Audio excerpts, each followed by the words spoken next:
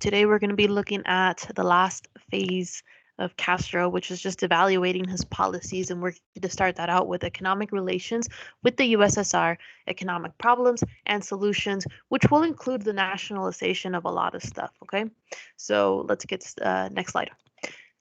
Economic relations with the USSR, a big political shift occurred in Cuba after 1961 once they began to rely more on the USSR rather than the United States.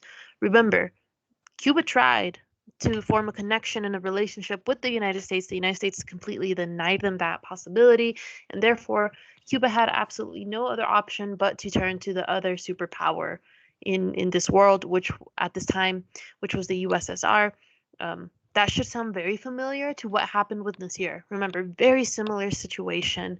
But for the most part, just keep in mind that Cuba was not really full blown into the idea of being communist. Even Castro himself, if you recall from earlier lectures, he didn't want to identify as that. And he went out of his way to kind of say, no, I'm not.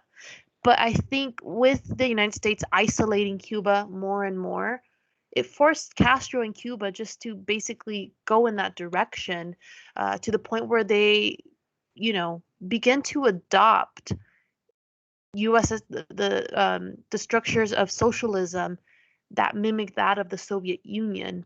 Initially, they wanted to kind of create their own system that would suit the conditions of Latin America a little bit more, specifically, their conditions and their country. But again, especially after the Bay of Pigs, Castro declared himself a full-blown communist after April 1961. I think history would have looked very different for Cuba if the United States had not done some of the things that they had done, right? While Castro and the USSR did build a relationship that seemed friendly to the public, and it was, things kind of went sour after the Cuban Missile Crisis, if you remember in the last lecture, where Castro just felt used and was very upset that the USSR took away the missiles from Cuba, which Cuba felt very vulnerable to an attack by the United States. Basically, they had nothing to basically tell the United States, like, don't attack us because we have missiles, right? Now they have nothing. Luckily for Cuba, nothing really necessarily happened in that grand scale ever again. There were assassinations attempts on him, but we'll look at those later.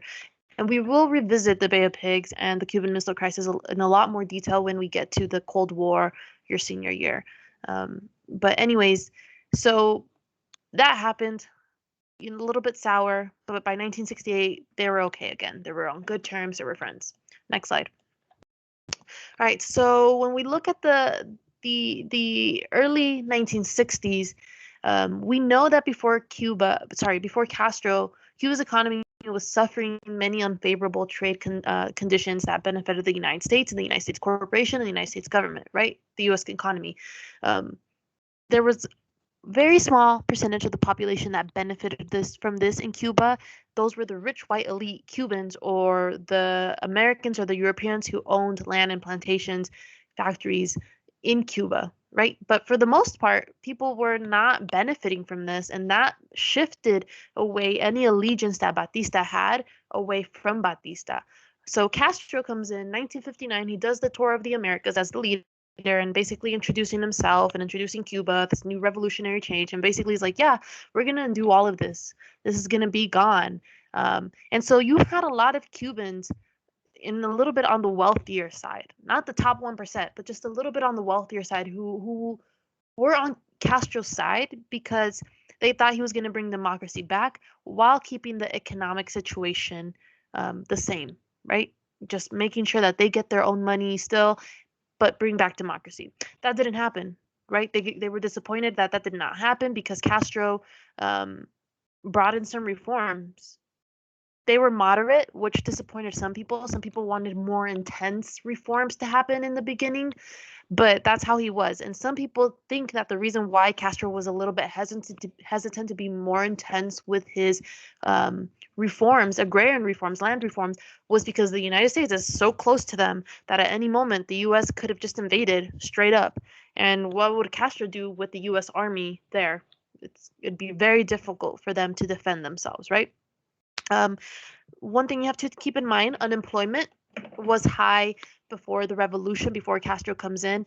Many peasants were working backbreaking jobs and poorly paid jobs. Castro's policies in the beginning brought more pay, shorter hours, more labor rights, and overall better working conditions for the peasants in Cuba. Should not come as a surprise though, because remember, during the revolution, who were they interacting with the most?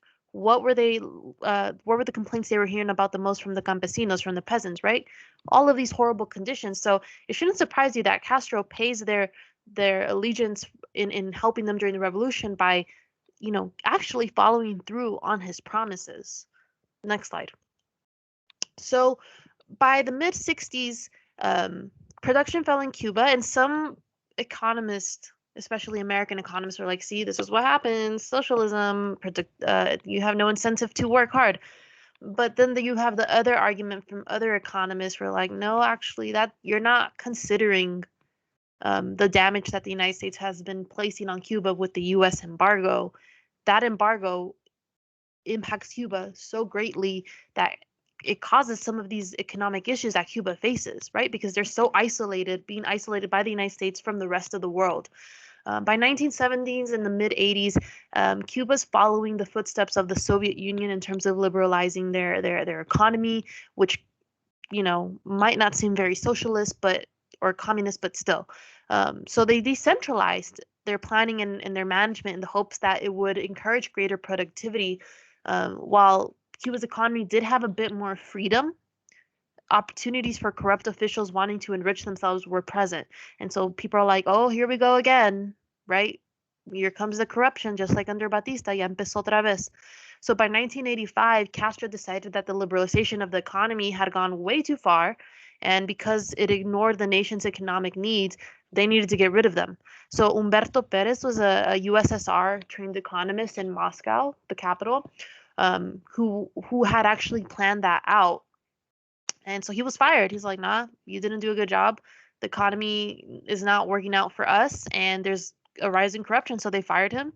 And instead, they bring in this other campaign called the Ratification Campaign of 1986 to 1987, which launched the intentions of moving Cuba back into a more centrally planned economy and to also get rid of corruption that came from that liberalization of the economy. Next slide. So we see the introduction of the INRA, sorry, the Nationalization of Land and Reform. So Castro's initial reforms negatively impacted the wealthier landowners while providing short-term economic benefits to the majority of the Cuban population, right? So when we look at this, we have to take a look at the nationalization of major industries like utilities such as, lighting, water, power, telephone companies, all of that, which were before Castro, all US owned by US companies making all the money and jacking up the prices for the Cuban people to the point where they couldn't even afford it. And they were just not well maintained. Castro had drastically also reduced rents and broke up large pieces of land that were being held by like one individual or one family and just started to split them up and give them away to smaller units to peasants and turn some of them into cooperatives where this one community gets this one piece of land, right? And so the entire community is in charge of working that land together, and then they get the fruits of their labor. Literally, they get the sugar cane, they get whatever they plant together, and the profit is going to them, and the food is also going to them.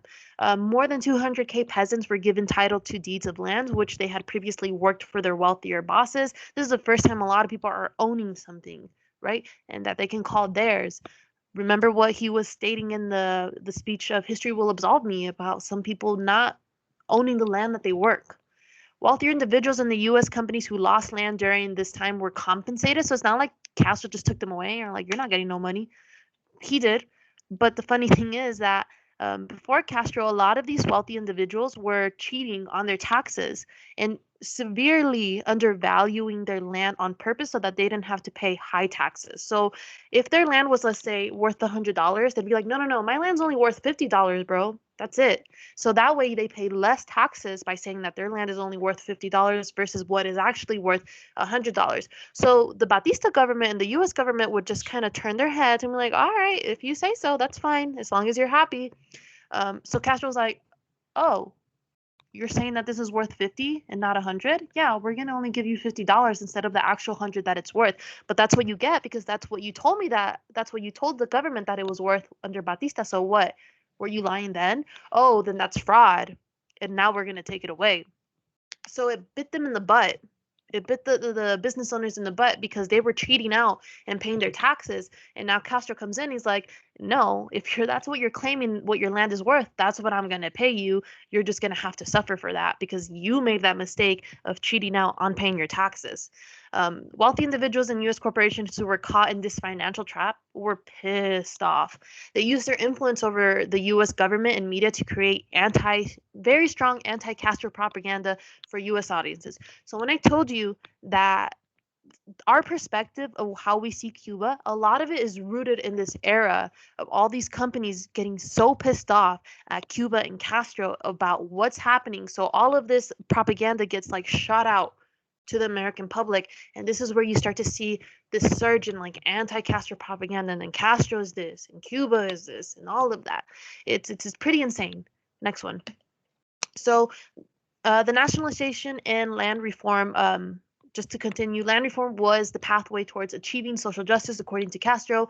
A big influence in approach of this was basically China, Mao. They kind of saw what China did, and they're like, hey, let's kind of do it, but like in our own way that suits us.